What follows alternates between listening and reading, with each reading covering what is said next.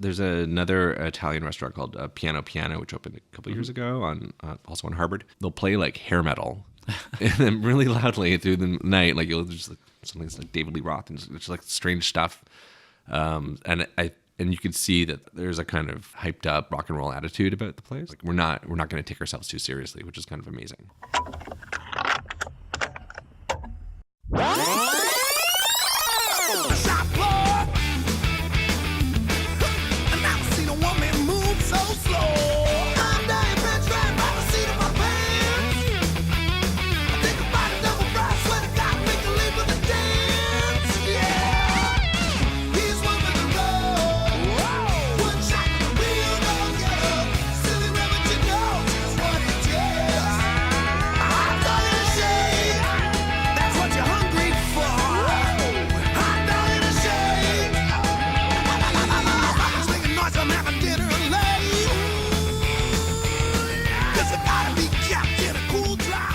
Welcome to This Broken Mixtape, the podcast that rewinds and presses play on the soundtrack to your life. I'm Jeff Wu. And I'm Justin Lee. Toronto Life's Mark Pupo may have started off his journalism career critiquing music, but he spent almost a decade writing about food. As the publication's premier food critic, Pupo has profiled some of the most exciting and fresh restaurants in Toronto. We sat down with Pupo to discuss Toronto's internationally renowned culinary scene, the innate connection between music and food, and why he's a die-hard Cat Power fan. This week on the show, we have Toronto Life food critic Mark Pupo. Welcome to the show, Mark. Hi.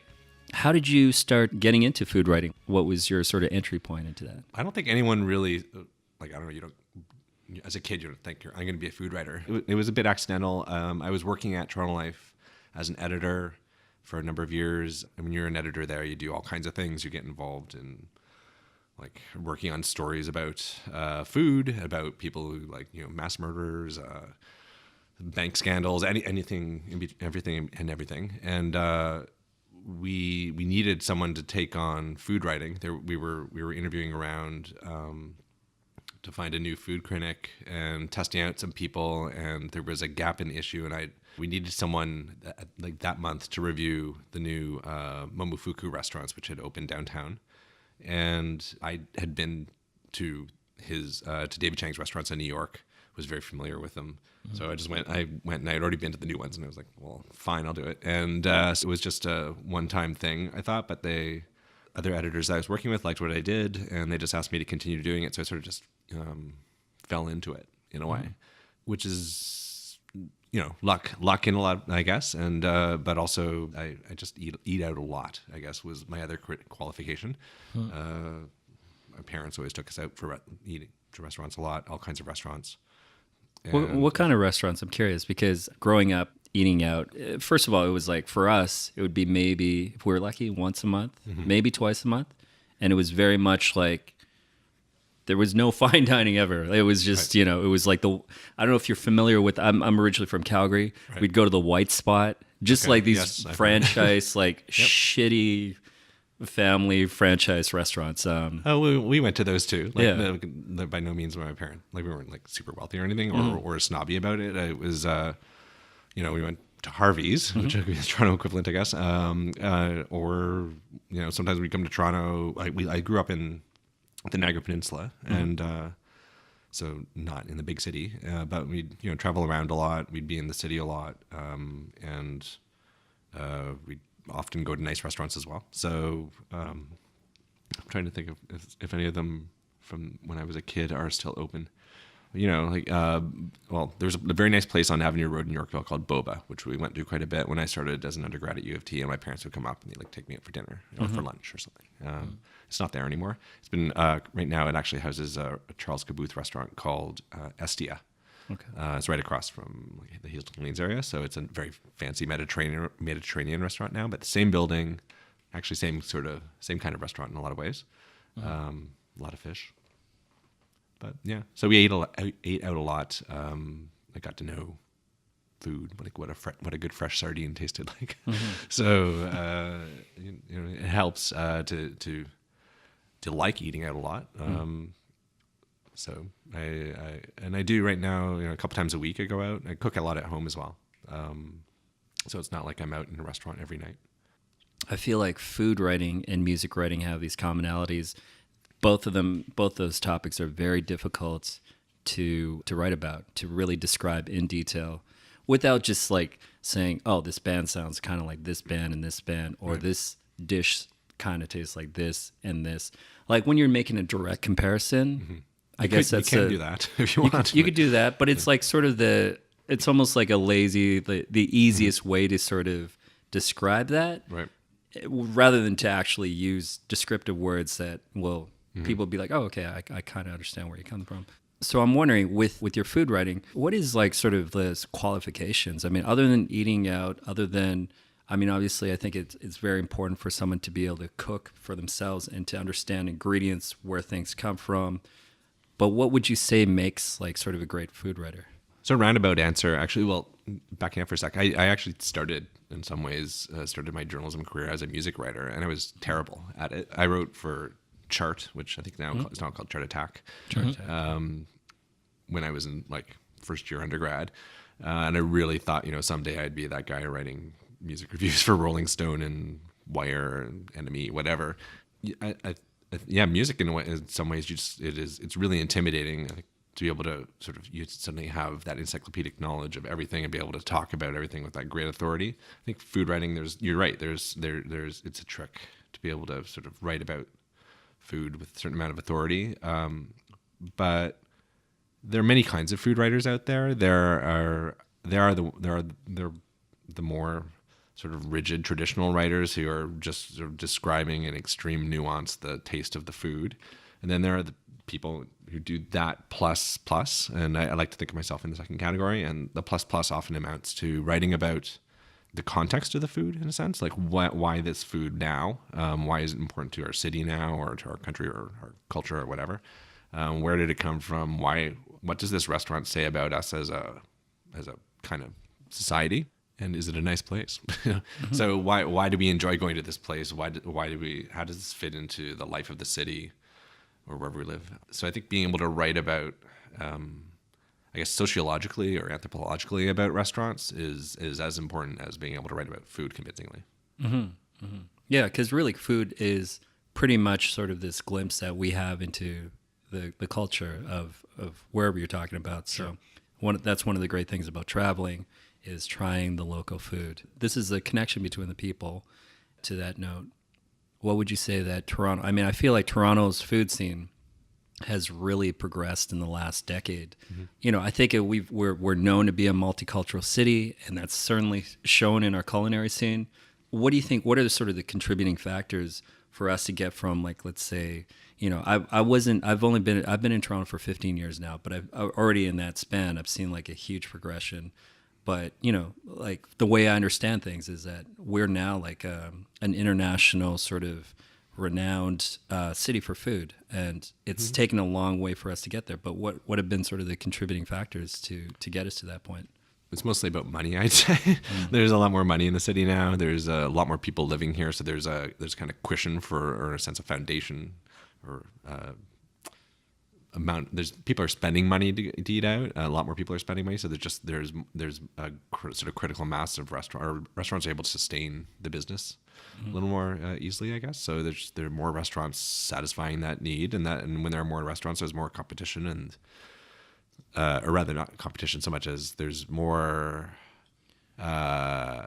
The standard gets raised inevitably. The chefs start to compete among themselves to be the better one. And when I started reviewing restaurants and coming up with like sort of top lists for Toronto Life 6 years ago, it would be hard to get 10. Like we do once a year, we do a sort of the sort of definitive list of like the best new restaurants, and it was hard to find 10 at that point, like 10 new ones that really sort of needed to be that top 10. The most recent, the 2018 list that came out a couple months ago, it was hard to actually keep it to 20, so we expanded it to 25. It ended up being 26 for some random reason. But there's a lot of new restaurants opening all the time, just like sort of winnowing it down. Like being able to go to all of them is kind of it's a little bit exhausting. Woe was me. But yeah, there are more restaurants today for sure. There are more sort of talented chefs gravitating to this city. I went to a fantastic place restaurant you never have encountered 10 years ago in a winery vineyards are just about an hour and a half outside the city. It's called Pro Morissette, and there's two chefs there. They're in their early 30s, I'd say. They're both born and raised in the GTA, but they'd gone off and worked in a lot of really amazing restaurants in Europe and Belgium and France. Could have stayed there and kept cooking there, but they decided to come back and open up this small kind of idiosyncratic restaurant in the second floor of a barn in this winery. Kind of fancy. It's a little expensive. It's like $90 per person for dinner, and you get like this amazing dinner that you'd never have anywhere else. But they wanted to do it here because there's a lot of appetite for this kind of thing now, and there's I guess just a lot of people that enjoy and love eating out a lot more today than there were maybe 10 years ago. So that kind of restaurant can exist. Mm-hmm. So speaking of the best new restaurants list, give us like sort of a sense of what goes into coming up with those 26 best restaurants. What factors is it? Like obviously the food itself, the sort of uniqueness, the service. But if you can sort of talk about that. Sure. So when I do all this food reviewing for the magazine, I've always done it anonymously. No one knows I'm showing up. I go throughout the year to all these restaurants, keep track of all the sort of, sometimes which place, if there's a chef who's got a sort of interesting track record and they're opening a new place, or a restaurant group that has an interesting track record, that there's potential that it'll be deserving of consideration anyway. But then the challenge is to go out and find the sort of undiscovered places where we've never heard of the chef before. Hopefully, not in an obvious location like King Street West or something like that. So coming up with that list, it's about the level of service. It's about the personality of the restaurant. If the place sort of stands out, if it's doing something exceptional and new and different. But it's not all just about like fancy, expensive restaurants either. Of course, there are many of those that end up on the list. But I try to find a range of kinds of places, small, in a sense, like the mom and pop equivalent of a restaurant that's maybe only dinner might cost you $20 in the end or something like that. If you don't drink, as well. Like I included on the list this year a place that just basically makes breakfast sandwiches, just off Roncesvalles, and it was like this sort of a little sort of takeout window behind a coffee shop. Mm-hmm. And what's that place called? So it's called Gold Standard. It's address is technically on Roncesvalles, but it's actually sort of down a side street. I'm a sucker for a good breakfast sandwich. Yeah. And who isn't? But well, I've always loved breakfast sandwiches, but like in a way, they came kind of trendy about a year or two ago, and places are doing ridiculous versions. So you go to like a brunch place, and there's stacked with like 6 different layers and gold leaf and I don't know, whatever, like silly things on them, foie gras. But this is just like a very sort of serious, no fuss, amazing breakfast sandwich. I think it's like $6 or so. Comes in a wrapper, beautiful, muffin bun, and that's it. What goes into restaurant review? Yeah, there's like a lot of factors. It's about the quality of the execution of the food, the originality. You sort of sense that the chef or the cooks in the kitchen are bringing a certain amount of energy and passion to it all. And also just about the whole environment of the restaurant. If it feels like a place that you want to be in and go back to. And music plays a big part in that. Let's talk about that, actually. That's a great segue. Music, particularly at a restaurant, it's something that I'm always sort of one of the first things, like other than just the general ambiance and like the decor, I always pay attention to the music that they're playing at a restaurant. And I feel like a lot of restaurants nowadays in Toronto and probably everywhere around the world is really just sort of resorts to Spotify playlists or any other playlists. And, there's been so many times where I'm like, oh, they're playing such great music. And then I'll ask the waitress or I'll ask the manager. And they're almost inevitably, they're like, oh, yeah, this is just a Spotify playlist. And I'm always a little disappointed. Yeah. Because I know that there are like restaurateurs who really do care about music and understand that it is an important part of the entire experience of dining out. So, yep. I mean, speak to that if you could. And, sure. The restaurateurs that you've talked to, I mean, I guess it is kind of sort of a rare thing that they will personally curate or have someone personally curate the music there. It's not. It can be. Not every restaurant does it. You're right. And like there are good things about Spotify playlists. Like they're fine. When there are some like though when you're in a sort of big, especially big chain restaurants, the music's kind of interchangeable. You could be in a mall. It doesn't like it's there's often the sort of middle of the road quality of the music maps exactly to the sort of predictability of the food. Like it'll be like sort of standard pad thai or the standard whatever pasta that you're getting. But places that, and often the places that are the most interesting places that end up on the kind of list that I put together, the chef or the house staff put together their own lists, and they actually put a lot of effort into it, and they want it to feel very distinctive and of that place, sort of reflective of what they're doing and what you end up eating. I think there's also a sort of halfway between space between the sort of the restaurants that just whatever use the sort of pre-programmed Spotify playlist, and then there are other kinds of restaurants, big and small restaurants, that end up buying custom curated lists. There's a company in town called the Playlist Company. Okay. Obvious name.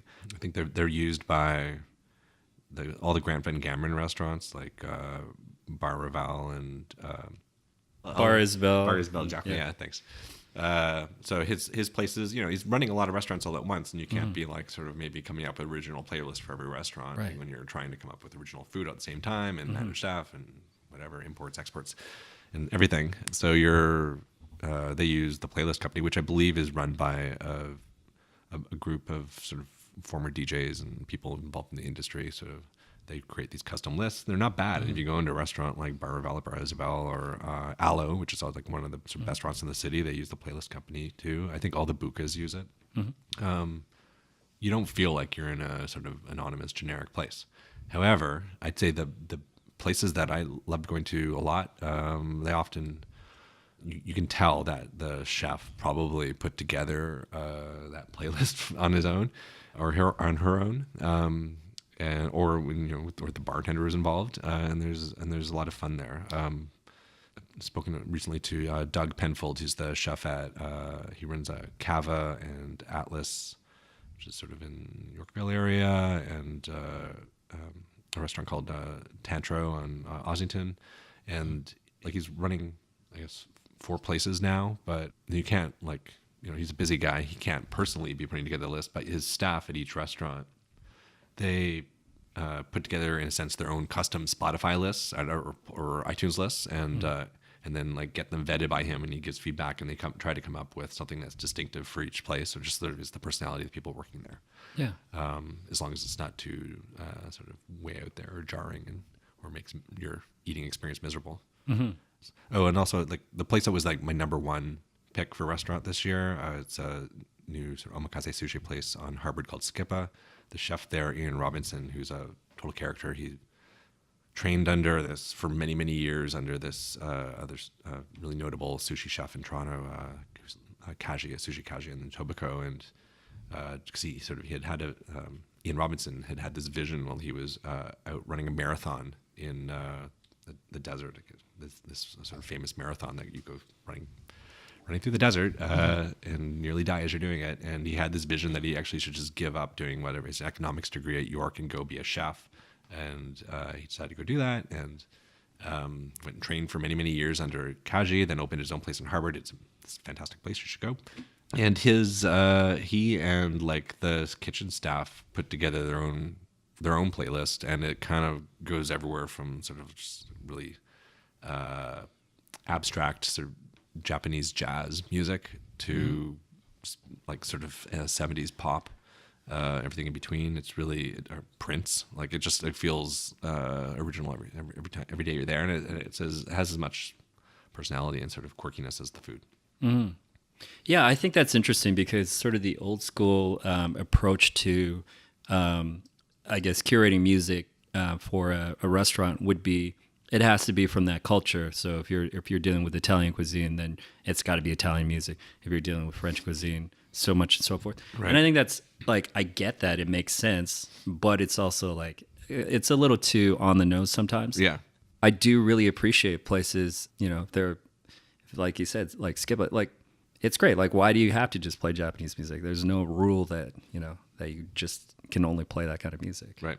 There's another Italian restaurant called Piano, which opened a couple years ago also on Harvard, where the chef there, his name is Victor Barry. He's a kind of big personality. I don't know if they use a playlist company or not. They might, but every time I've been to that restaurant, there's just all these like random weird songs that just suddenly play, and it's a very nice, very like sort of it's not formal, but it's one of the sort of fancier Italian restaurants in town.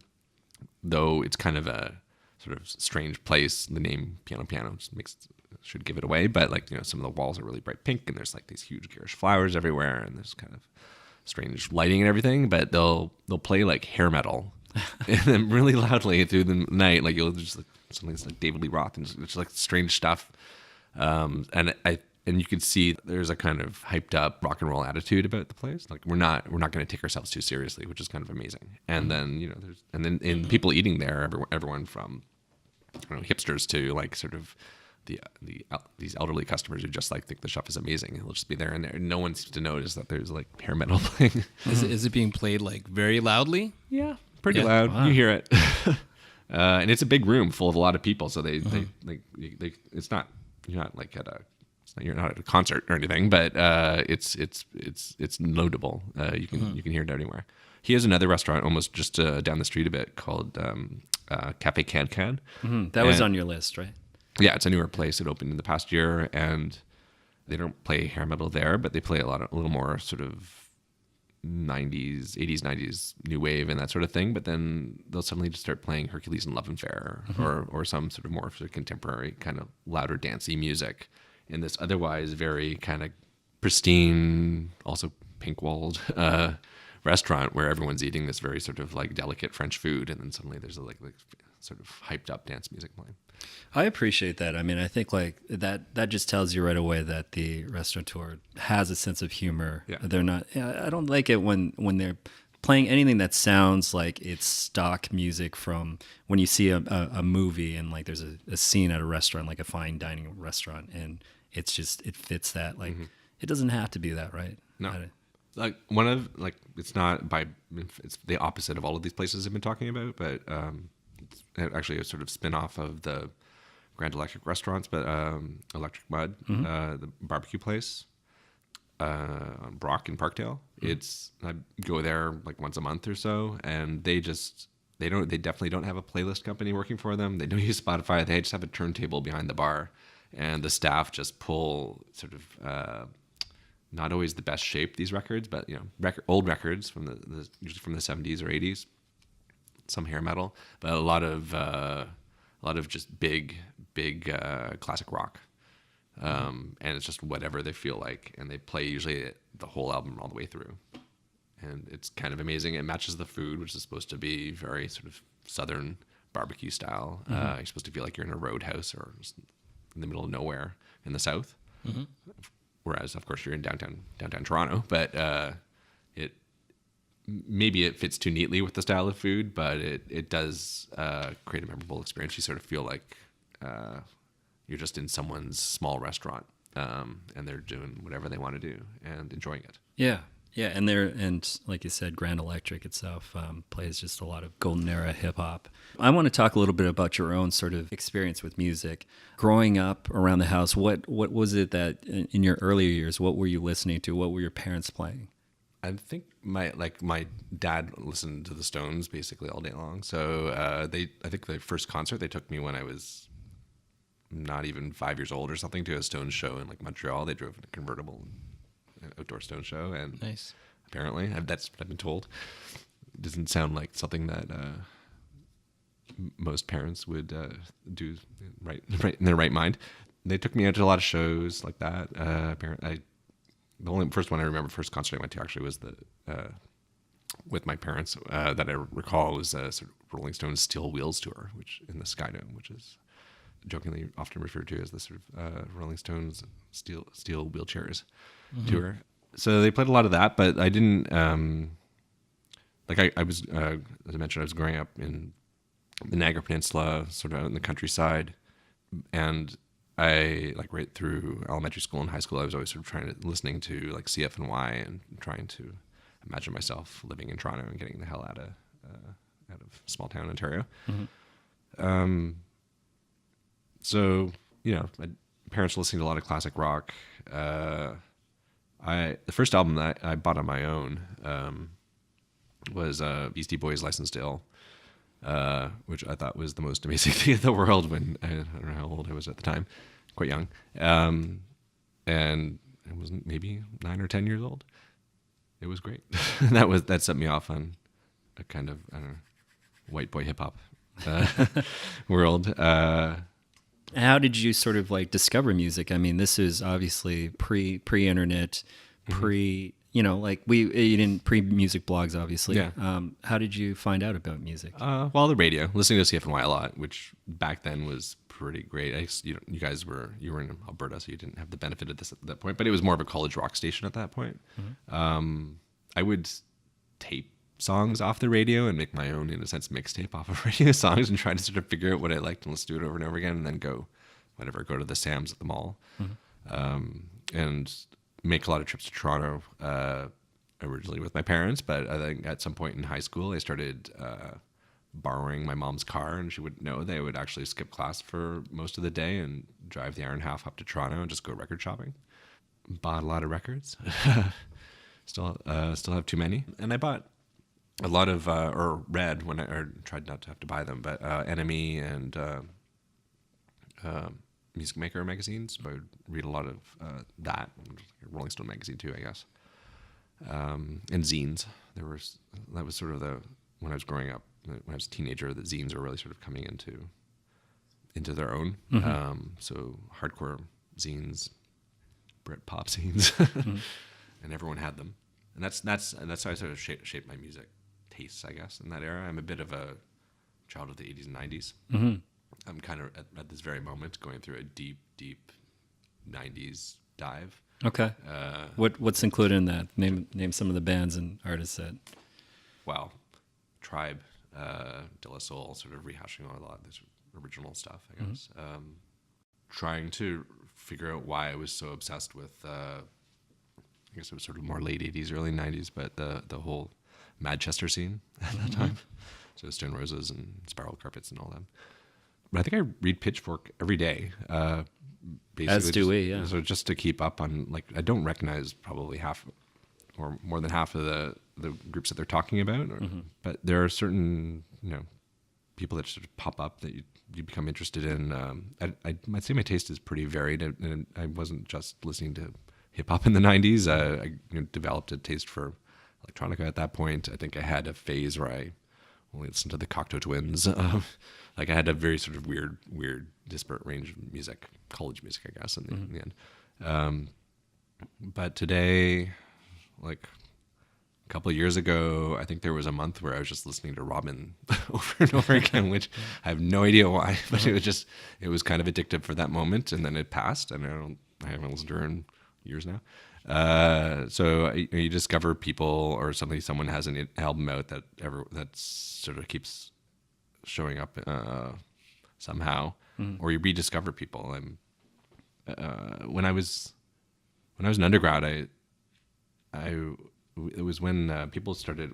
I had been making mixtapes right before that, like in high school and stuff for friends. We were exchanging mixtapes. But when I was an undergrad, people started to get CD burners, and the recordable CDs were easier to get, and so we started just like exchanging burnt CDs that way, putting together compilations, and everyone was putting together, I don't know, Nirvana or some like new stuff, and what I was doing instead was trying to dig up and discovering like sort of suddenly becoming really interested in like stuff that predated me. It was like older than me in a sense, but was, I think, pretty influential and formative of music that was being made at that point. So like Roxy music or Brian Eno's sort of collaborations with David Bowie, or even like that not the ambient Eno, but the before and after science Eno. So a little more sort of krautrockish music and sort of strange experimental music, and those would be the albums that I would put onto my mixed burn CDs and hand to friends and say, you have to listen to this, and hope that they actually got it. Sometimes I did. Can you think of a band or artist that you've sort of been following their entire career, and every album they've come out with, you know, obviously they might have a couple of misfires here and there, but for the most part, you felt like they kept on, you know, pushing the envelope. Every album felt like sort of this innovative move forward. It sounds a little sentimental, but Cat Power. I think she's brilliant. Sean Marshall.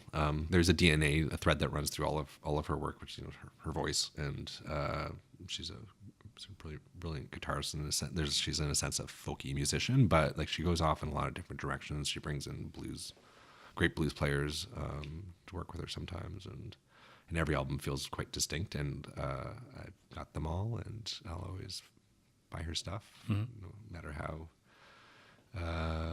sort of out there it can get. But she's brilliant, yeah. Yeah, it's the 20th year anniversary of Moonpix now, I think. Like, really? Yeah, this year, I think. But and it's just really honest kind of music that doesn't it doesn't feel like, you know, she's doing it for herself. She's not it's not about like her image or anything like that. Yeah. Like it's just it's not about the industry either. Right. Like that. Right. Yeah, she's like very compelling to watch on stage. I've you know, she was obviously like, you know, very publicly like an alcoholic for a number of years. Yeah. But I don't know if she's sober now and what the deal is. But the last time I saw her was maybe, I want to say 7 years ago at the Phoenix.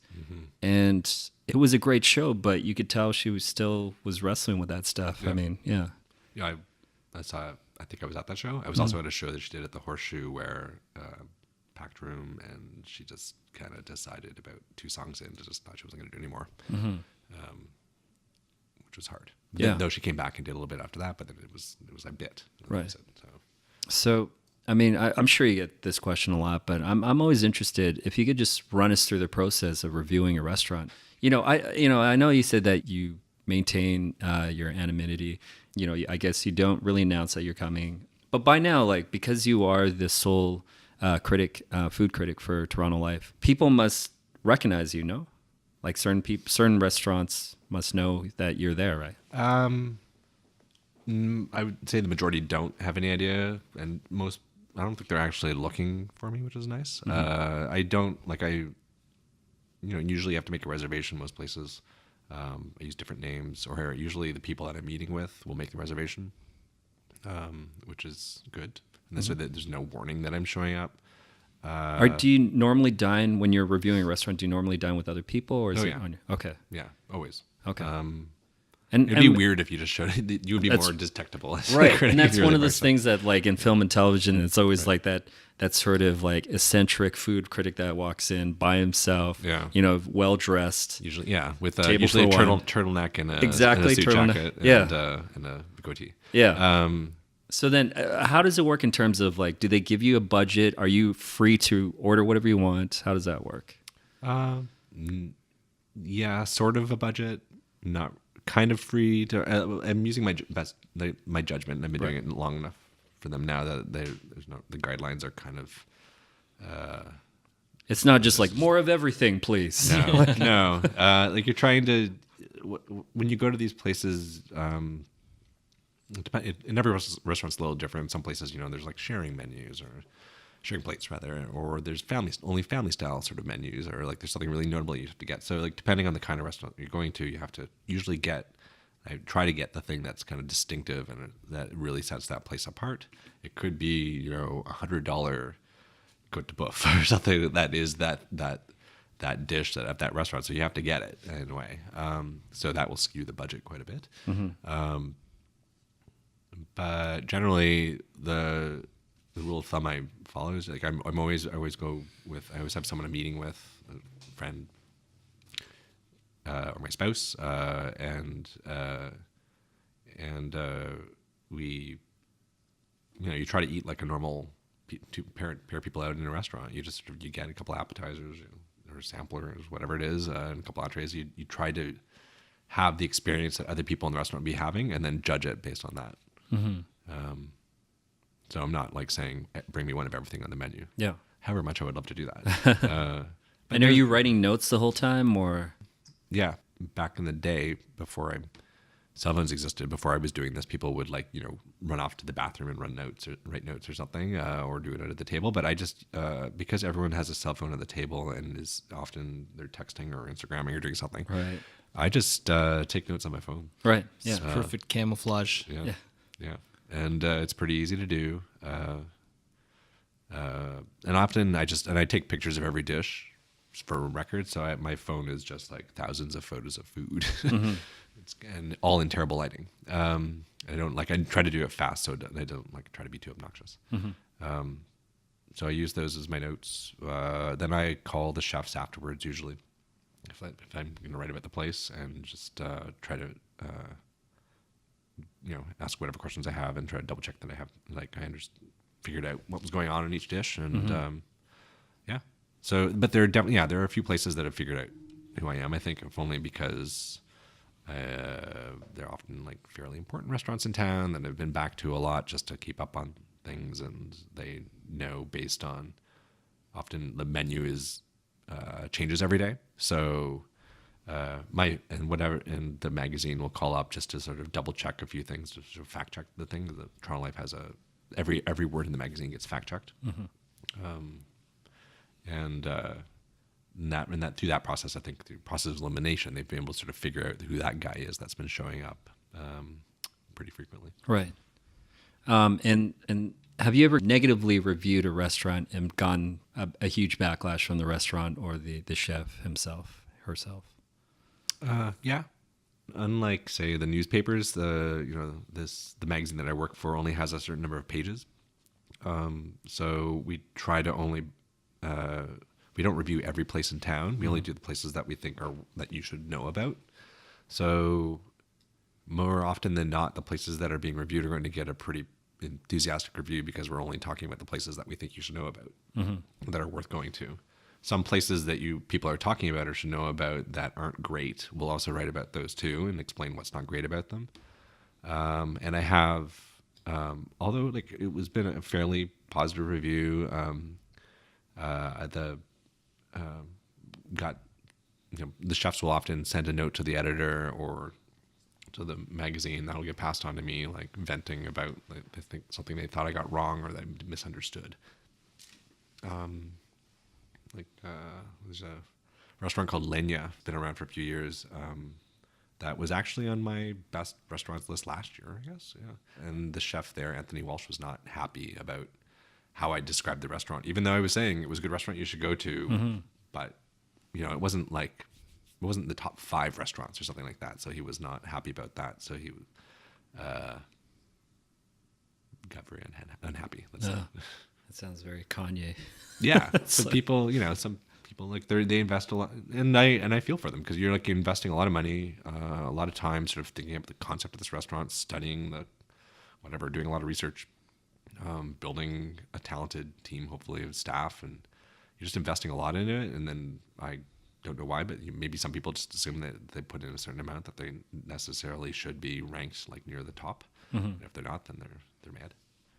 So too bad. So, I mean, new restaurants aside, in Toronto, what are, say, some of your favorite restaurants? Well, Electric Mud. I go back there a lot. It's partly I live nearby, but it's just a great place. It's dingy in just the right way. Love the food. There was an amazing. Well, it was good, pretty good for downtown Chinese food. A place called Lee Garden on Spadina, which closed just over a year ago now, I guess. Yeah. But I went there also once a month, got a lot of takeout from there. I end up in Chironi a lot, and I think a lot of people in the city too, just because it's everywhere. Yeah. And it's consistent. It's great. It's good pizza. Yeah. Crust is always right. So yeah, I don't know. I try to have a fairly varied palate. I eat banh mi probably once a week. What's your go-to banh mi place? Oh my God, what's it called? It's on Spadina. It's one of the small family-run places just north of. It's near the Dumpling House. Yes. Yeah. That's the spot. Yellow. That's the spot. Red sign or yellow sign? I can't remember. I think it's yellow with red lettering. Yes. Yeah. And it might be the family that I think their sons opened Banh Mi Boys. Oh, really? Or is it there's some sort of relationship to them? Yeah. I usually buy banh mi's for my cheat day and I just keep them in my fridge. Right. It's awesome. So, I mean, that actually, I'm glad you brought up on me because I think Toronto, more than any other city that I know, is just one of my biggest gripes about the food scene is that we just kind of jump on these food trends and exhaust them to death. And it's like, that's been the case with burgers. That's been the case with tacos. I tried my best not to be responsible for any of that. I think that sort of, I mean, or just sort of like jumping on an easy trend or pushing it too much. But like I don't know. I don't want to say like I'm old school necessarily, but I have been eating banh mi since I was a cheap student. Like they were like the $2 sandwich. Oh, for sure.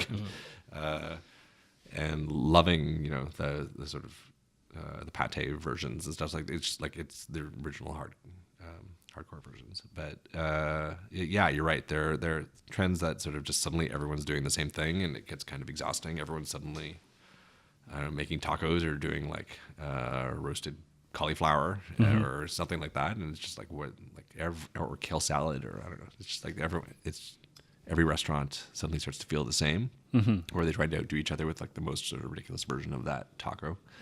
How do you get away from that? I don't know. It's just, you know, there's a market for it. Yeah. People are buying it. Do you think it's getting better in your opinion? Toronto, like not doing that as much? I think so. I think it kind of reached peak, like it felt like every week there was another trend to exhaust and like 30 places opening, and suddenly everyone had to, you know, it was always about Japanese cheesecake or like Japanese anything, right? Now it's Japanese souffle, pancakes. Yes. You know. And I think a lot of that had to do with,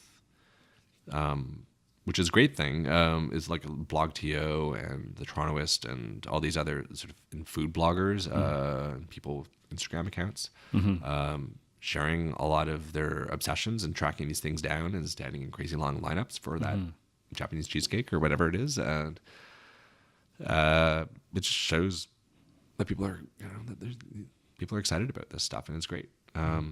But I feel like that's sort of, I don't know, maybe it's because every day the news cycle is dominated by Donald Trump now or something else. But like there's some of those food websites and bloggers they don't feel as momentous anymore. So maybe they're more familiar and they're more just in the background as opposed to like overwhelming everyone. Yeah. You mentioned Instagram, and along with Instagram, Yelp as well. It's really kind of put us into the space where anyone with a Yelp account or an Instagram account considers himself a food critic, a food blogger, whatever. How is that for your world? I mean, being like a professional food critic, do you think that these people that have, you know, an Instagram account or a Yelp account, do they have just as much to say about food? Do they have just as much credit? Oh, for sure. I think it's great. You know, you have to read Yelp the same way you do like hotel reviews on Expedia or wherever, TripAdvisor. You have to be thinking always about like sort of reading between the lines, trying to decide just how legit this person is. You know, and there's useful information in there. If you know, 100 people have endorsed that chicken and waffle place that enthusiastically, there must be a reason. Like it's not, you know, it's not just McDonald's or something like that. There's going to be something great about it. So you should probably check it out. So the democratization of food criticism, in a sense, is a good thing. I think. At the same time, I still have a pretty unique platform. I don't know if it's been diminished because of things like Yelp or whatever. I'm not doing this every day necessarily. It's not a full-time job. I'm giving it the sort of, hopefully, a lot of context to a lot of the way the restaurant industry is evolving, the way food trends are evolving, and bringing a little more to it. And of course, a magazine or even like newspapers where when they have food critics, they often they'll have a budget for great photography, or, you know, art direction that'll elevate the experience of the criticism and what you're reading about. So hopefully it'll make it a little more vivid for you than say a tiny photo in Yelp. I don't know if you saw this. I think it was like on Vice's YouTube page. A few months ago, they did this segment about this guy who created a fake restaurant in London, UK, and basically like he hacked the system with just writing all these fake reviews for it, and it got to the point where it became the #1 rated restaurant. Was it Yelp or TripAdvisor? I can't remember. It was one of the two. Where it got not top rated, I Yeah. can't remember rather, but it was funny. Yeah, and then basically yeah. it was this fake restaurant that he had taken some pictures of in his some- backyard. Yeah, basically. it was in his backyard, and then he's like, okay, well, I've run this to the point. There's all these these PR agencies that were reaching out to him. So yeah, and that kind of well, it wasn't explicitly about this, but there is this thing that happens, and I think a lot of the restaurant groups are pretty guilty of this, like where they, this is let's say the other side of the food blog world, which is where I'm doing this anonymously and it's fully funded by the magazine, and none of the restaurants are paying for this. It has nothing to do with advertising or anything like that. It's pure criticism, hopefully. A lot of the food bloggers and people that are sort of Instagram food stars and that kind of thing, they get invited to essentially what are sort of junkets. They get brought into free dinners, they get given free stuff. Right.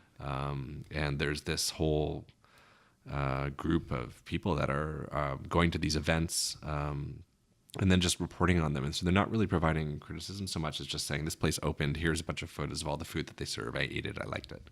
And you sort of end up, and if you look at a lot of the food blogs that are out there, you'll notice that like they all have photos of the exact same 12 dishes. It's because they all went to the same event and they all got handed the same thing. And they all got the same 3 canned quotes from the chef there. Right. And that, I think that system, that sort of promotional system and that sort of hype around restaurants is not a bad thing, but when it's sort of constructed hype and a PR agency has constructed it for you, and you can in a sense also do something like that guy did for Vice, which is like create this fake restaurant and create sort of hype around it. That's not great. Yeah.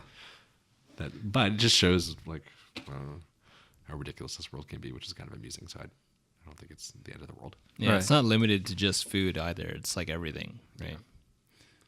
Yeah, we're in a social media age or PR driven age, and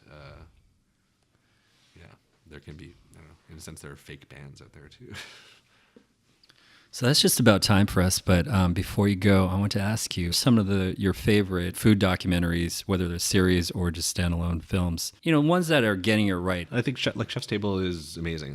Netflix does amazing stuff like that. So it's some episodes, it really depends on the chef and like how interesting they are and what their story is. Like I think the episode about Grant Achatz, the Chicago chef who's got these amazing restaurants, like his life story is just interesting. So it's as much a documentary about this chef and the sort of health struggles he had and everything, and like the vision of building this restaurant and all the sort of crazy imaginative brilliant things he's doing. You learn more about science and technology and